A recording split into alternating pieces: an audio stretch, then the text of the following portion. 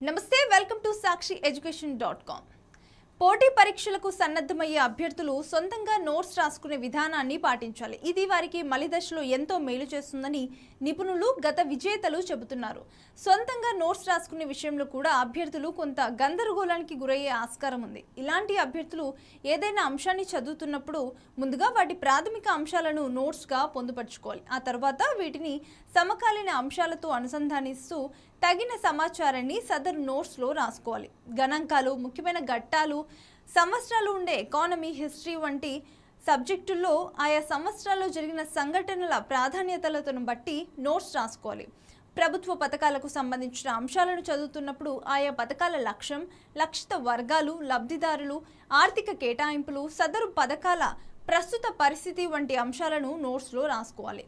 Budget, సామాజిక సర్వేలో ఎక్కువగా గణాంకాలే ఉంటాయి కాబట్టి పరీక్ష ప్రాధాన్యత ఆధారంగా వాటిని నోట్స్లో పొందుపరుచుకోవాలి. వాటికి సమకాలీన అంశాలను అనుసంధానం చేసుకునేలా వ్యవహరించాలి.